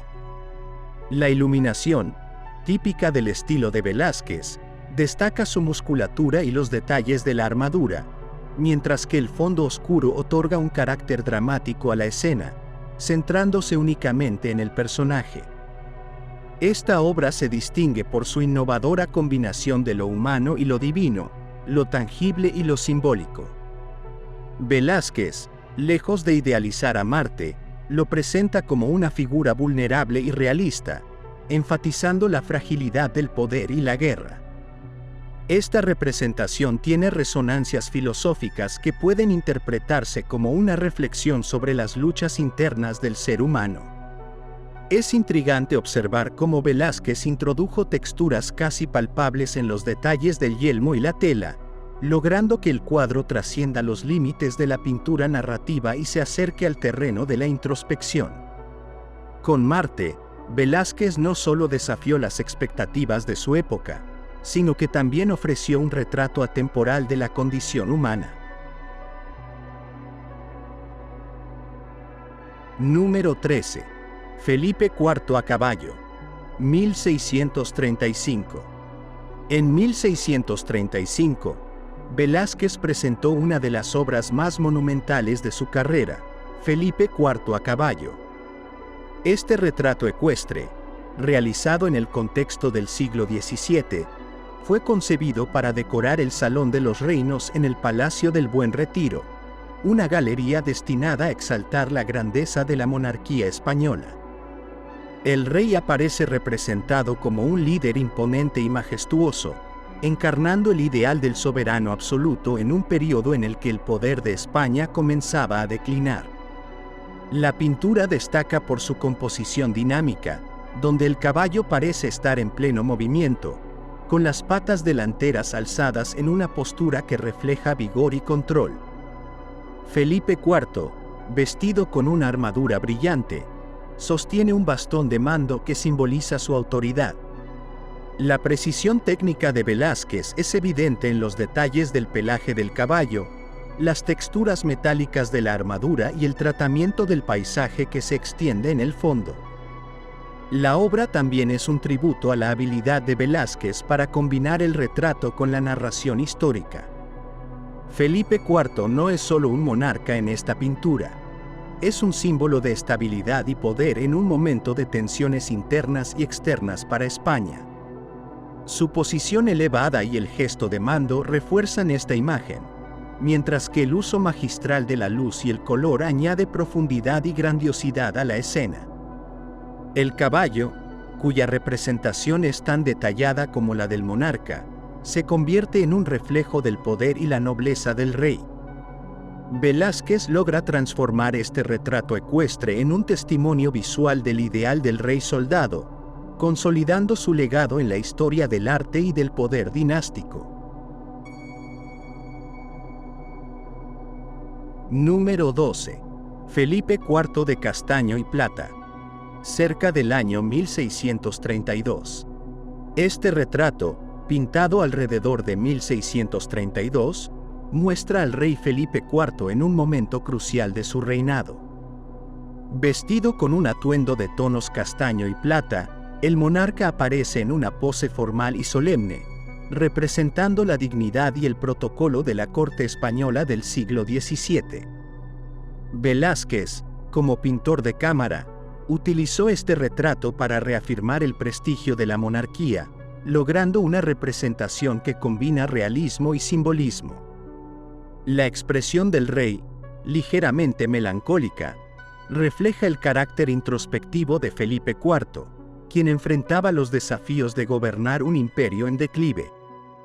La paleta cromática, dominada por tonos terrosos y plateados, añade un aire de sobriedad y elegancia al retrato, mientras que el fondo oscuro resalta la figura del monarca, convirtiéndolo en el centro absoluto de atención. Velázquez demuestra su habilidad para capturar la psicología de sus sujetos, presentando a Felipe IV no solo como un gobernante, sino también como un hombre consciente de la carga de su poder. Los detalles en el brocado del traje y los reflejos metálicos del bordado son un testimonio de la maestría técnica del artista. Este retrato marcó un punto importante en la relación entre Velázquez y el rey, consolidando al pintor sevillano como uno de los artistas más influyentes de su tiempo. Su capacidad para equilibrar la representación personal con la simbología política convirtió esta obra en un modelo para los retratos de la realeza en Europa. Número 11. Retrato de Juan de Pareja, 1650. En 1650, durante su estancia en Roma, Diego Velázquez pintó uno de los retratos más aclamados de su carrera, el retrato de Juan de Pareja. Este lienzo, que representa a su asistente y colaborador, es una obra revolucionaria tanto por su técnica como por su contenido. Juan de Pareja, de origen morisco y esclavo en aquel entonces, aparece en una pose digna y majestuosa, desafiando las convenciones sociales de la época. La pincelada suelta y la iluminación cálida, características de Velázquez, dotan a esta obra de una vitalidad que pocas veces se encuentra en los retratos del siglo XVII. Los detalles del rostro de Pareja, con una expresión serena y decidida, reflejan la humanidad y el respeto con el que Velázquez trató a su asistente. El uso del color y la luz crea una atmósfera casi tridimensional, haciendo que la figura parezca salir del lienzo. Este retrato no solo es un testimonio de la habilidad técnica de Velázquez, sino también de su sensibilidad social. Al representar a Juan de Pareja con la misma dignidad que a los miembros de la realeza, el artista rompió barreras y abrió camino a una nueva visión del arte del retrato. La obra fue presentada en una exposición pública en Roma, donde recibió elogios unánimes y consolidó la reputación de Velázquez como uno de los grandes maestros del barroco.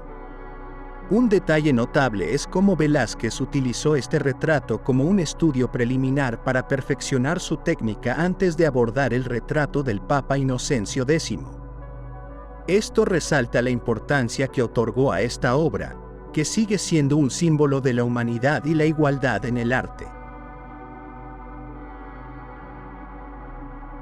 Número 10. La fragua de Vulcano, 1630. En el año 1630, Diego Velázquez, maestro del barroco español, pintó la fragua de Vulcano, una obra que destaca por su fusión de temas mitológicos y naturalismo característico de la época. Ubicada en el siglo XVII, esta pintura fue creada durante el primer viaje del artista a Italia, lo que influyó profundamente en su técnica y perspectiva artística. Inspirado por los frescos clásicos que observó en Roma y Venecia, Velázquez trasladó los temas de la antigüedad al lenguaje pictórico moderno, creando una narrativa que combina lo cotidiano con lo divino. La obra representa el momento en que Apolo, el dios de la luz, revela a Vulcano la infidelidad de su esposa, Venus. En esta escena, Velázquez despliega su maestría al capturar expresiones humanas cargadas de sorpresa y tensión emocional. Los personajes, aunque de origen mitológico, están representados como hombres comunes en un taller humilde, un rasgo que refleja la inclinación del artista por humanizar las figuras divinas. La atención al detalle en los músculos, las texturas de la piel y los brillos del metal forjado son prueba de su habilidad para manipular la luz y la sombra.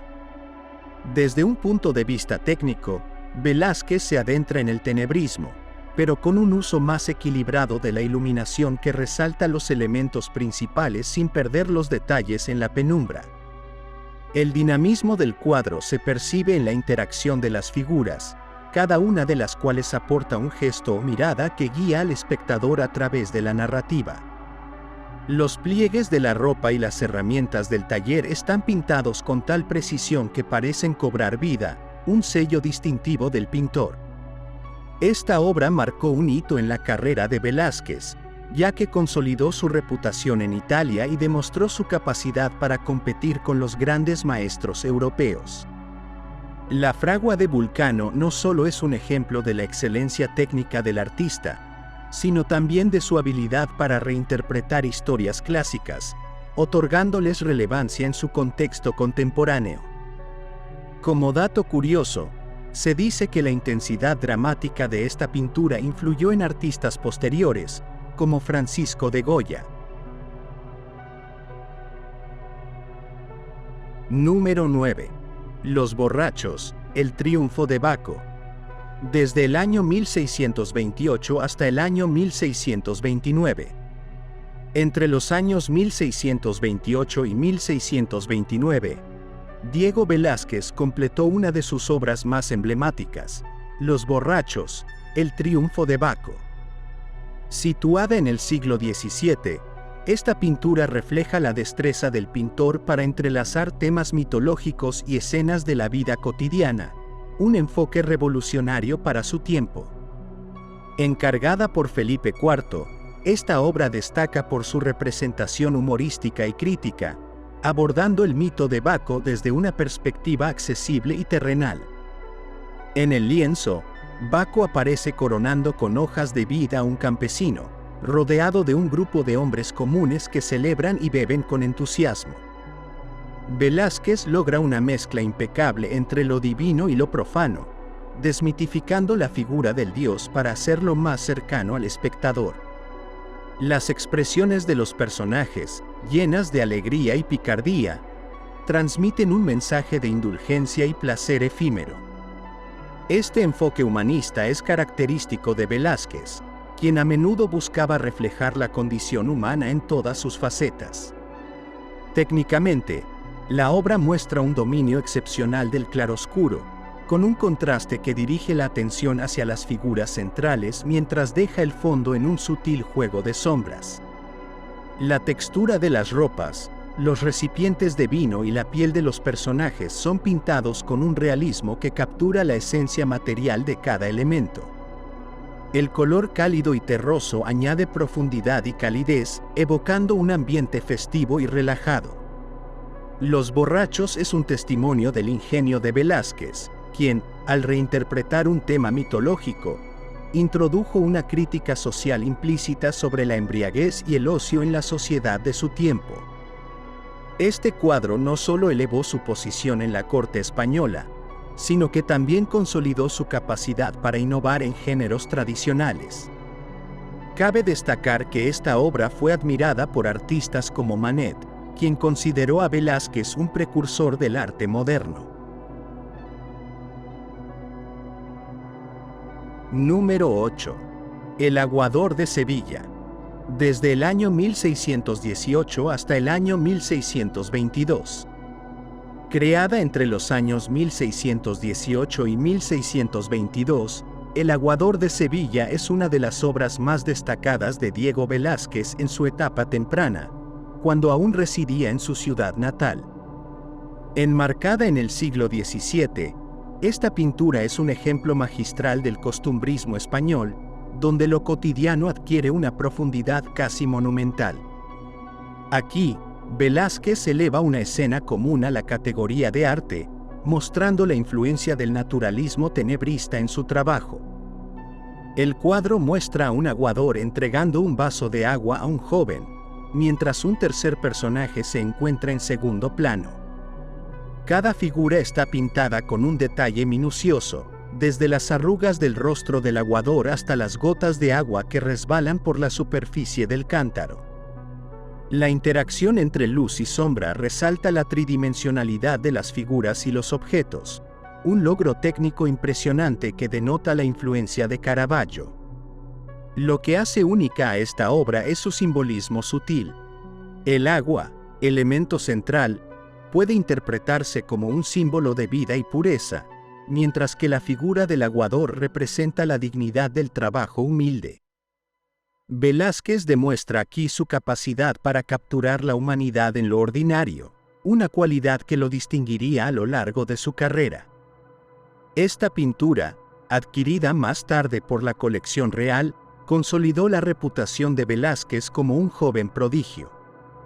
La atención al detalle y la atmósfera de intimidad que transmite hicieron que esta obra fuera admirada por generaciones posteriores. Como anécdota, se dice que el aguador de Sevilla inspiró a escritores y poetas que encontraron en la imagen un reflejo de la vida cotidiana en la España del siglo XVII. Número 7. Vieja friendo huevos. 1618.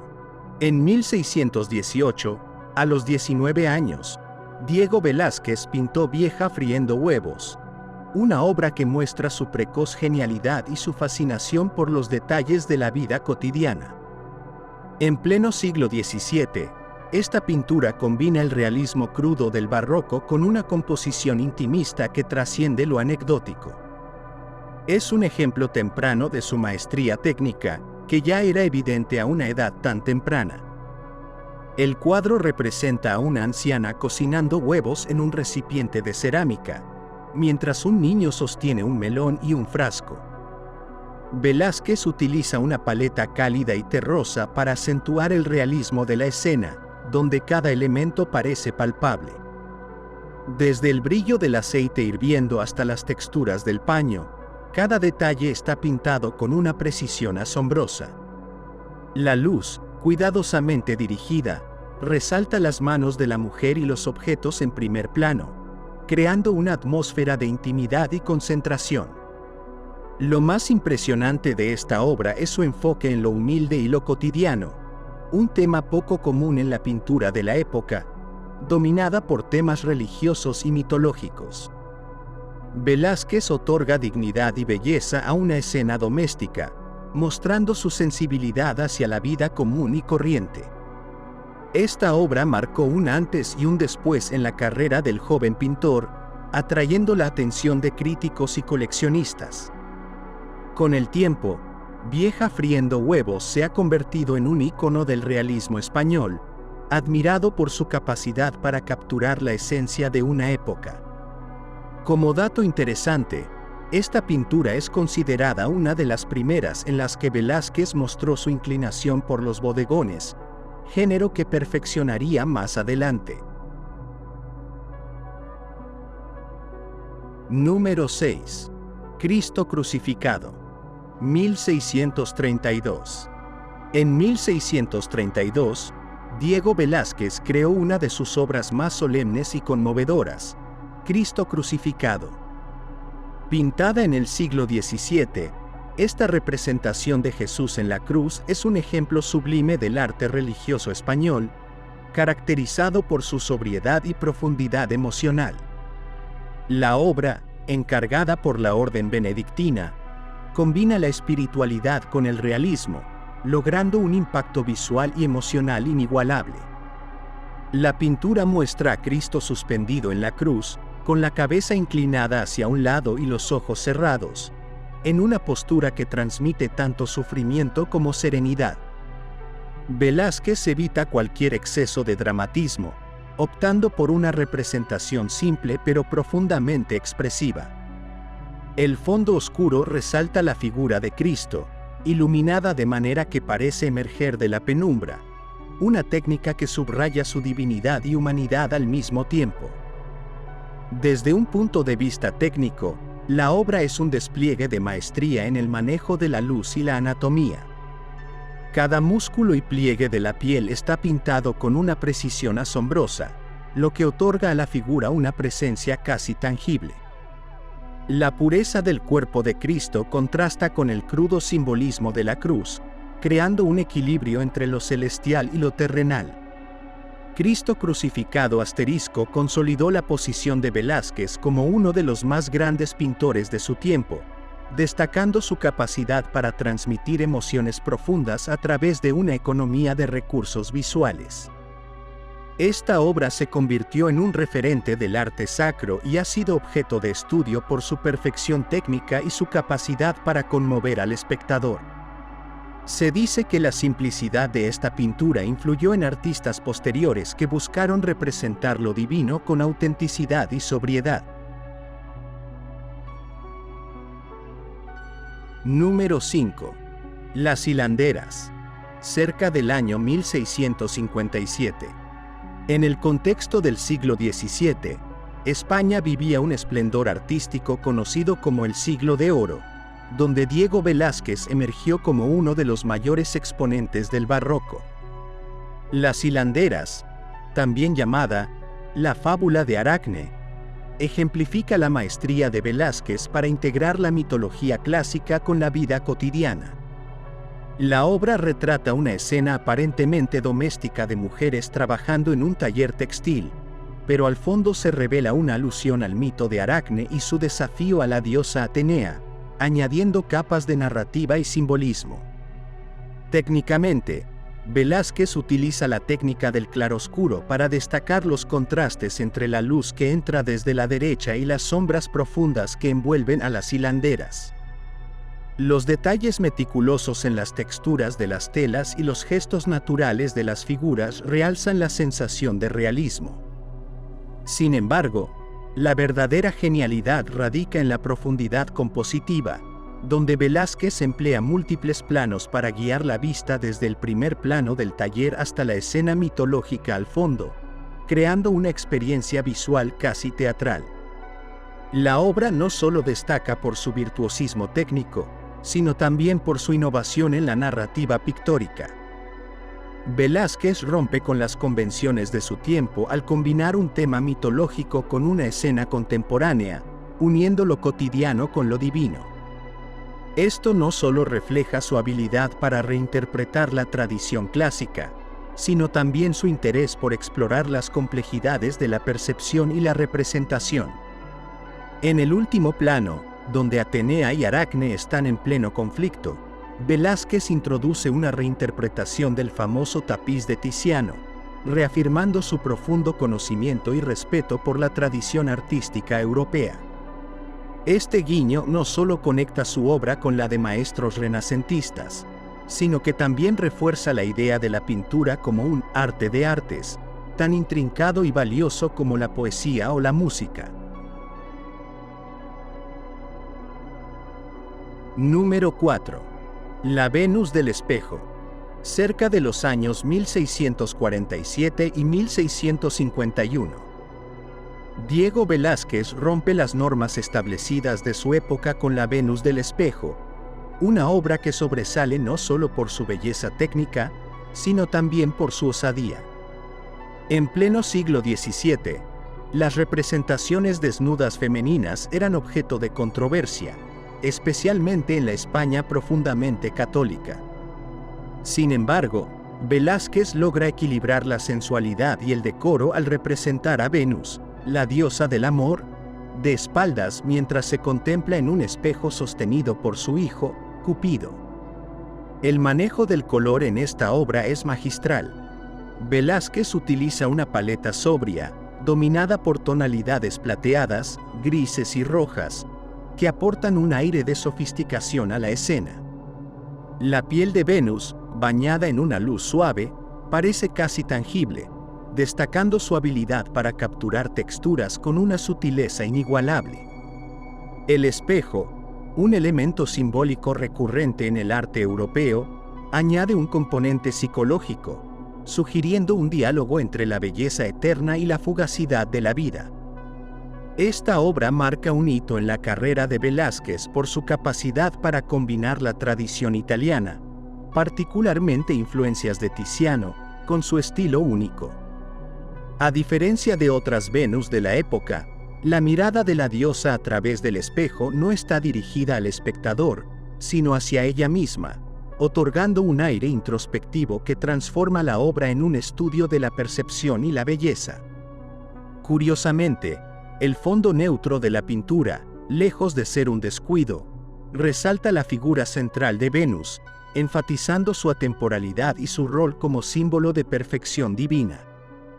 Velázquez consigue así una obra que sigue siendo tanto un desafío como un deleite visual. Número 3. Retrato del Papa Inocencio X. 1650. El retrato del Papa Inocencio X es una de las obras más impactantes de Velázquez, un ejemplo supremo del retrato psicológico en la pintura barroca. Realizado durante su segundo viaje a Italia, este cuadro captura al Papa con un realismo penetrante que trasciende la mera representación física. Inocencio X aparece sentado, con su mirada intensa y sus labios apretados, proyectando una mezcla de autoridad y desconfianza que sigue impactando al espectador siglos después. Velázquez emplea aquí una técnica audaz, jugando con los tonos cálidos de los rojos en la capa y la silla papal para contrastarlos con los blancos nítidos de la sotana. Este contraste no solo resalta la figura del Papa, sino que también refuerza su carácter solemne. Cada pliegue de la tela y cada línea del rostro son pintados con un detalle casi obsesivo, demostrando la capacidad de Velázquez para captar tanto la textura física como la esencia psicológica de su modelo. El retrato tuvo un impacto duradero en la historia del arte, inspirando a artistas como Francis Bacon, quien reinterpretó la imagen en el siglo XX. Sin embargo, más allá de su influencia, la obra destaca como un testimonio del genio de Velázquez para revelar la humanidad detrás de los personajes más poderosos de su época, mostrando tanto su dignidad como sus vulnerabilidades. En el anillo papal, representado con un brillo discreto, Velázquez alude a la autoridad divina del Papa, pero sin permitir que ese simbolismo eclipse la humanidad del retratado. Este equilibrio entre lo terrenal y lo celestial hace del retrato una obra maestra indiscutible. Número 2. La rendición de Breda. Desde el año 1634 hasta el año 1635. La rendición de Breda, también conocida como Las Lanzas, es uno de los cuadros históricos más destacados de Velázquez, realizado como parte de una serie para decorar el Salón de Reinos del Palacio del Buen Retiro. La obra conmemora la victoria española sobre los neerlandeses en 1625, pero lo hace de una manera que trasciende la propaganda militar, enfocándose en la dignidad de ambos bandos. En el centro de la composición, se representa el momento en que Justino de Nassau entrega las llaves de la ciudad al general español Ambrosio Spínola. La escena se desarrolla con una notable carga emocional, destacando la actitud magnánima de Spínola, quien, en lugar de humillar a su oponente, lo trata con respeto. Este detalle, lejos de ser anecdótico, refuerza la humanidad y la grandeza del acontecimiento. La maestría de Velázquez se hace evidente en su manejo de los detalles, desde las lanzas que se alzan en el fondo, simbolizando la victoria, hasta los rostros y gestos cuidadosamente diferenciados de cada personaje. La luz juega un papel crucial, iluminando el rostro de Spínola y resaltando la nobleza de su acto, mientras que las sombras añaden profundidad y drama a la escena. Este cuadro no solo celebra una victoria militar, sino que también refleja la habilidad de Velázquez para capturar la complejidad de los eventos históricos, enfatizando tanto la gloria como la humanidad inherente a estos momentos. Número 1. Las Meninas, 1656. Las Meninas es quizás la obra más emblemática de Velázquez y una de las pinturas más estudiadas en la historia del arte occidental. Pintada en el siglo XVII, durante el reinado de Felipe IV, esta compleja composición ofrece mucho más que una simple escena cortesana. En ella, Velázquez retrata a la infanta Margarita rodeada de sus damas de honor, enanos y un perro. Pero también se incluye a sí mismo pintando, desdibujando las fronteras entre el arte, el artista y el espectador. La composición de Las Meninas es un prodigio técnico y conceptual. Velázquez utiliza la luz y la perspectiva para dirigir la mirada del espectador a través de múltiples planos, desde la figura central de la infanta hasta el espejo del fondo que refleja a los reyes, Felipe IV y Mariana de Austria. Este juego de reflejos y miradas crea una narrativa visual que invita al espectador a cuestionar su propio papel en la escena. La técnica pictórica es igualmente impresionante. Velázquez emplea pinceladas sueltas y precisas para dar vida a las texturas de las telas, los rostros y los objetos, logrando una sensación de realismo que casi trasciende el lienzo. Al mismo tiempo, su habilidad para sugerir formas a través de pinceladas mínimas demuestra su dominio de la economía visual. Más allá de su virtuosismo técnico, Las Meninas representa una meditación sobre la naturaleza del arte y la percepción. Velázquez no solo captura un momento en la vida de la corte española, sino que también reflexiona sobre el acto de crear y observar, consolidándose como un maestro no solo de la pintura, sino también del pensamiento artístico. Gracias por ver nuestro video. Suscríbete a nuestro canal para más videos como este. Dale me gusta, coméntanos tu punto de vista y comparte este video con tus amigos y familiares.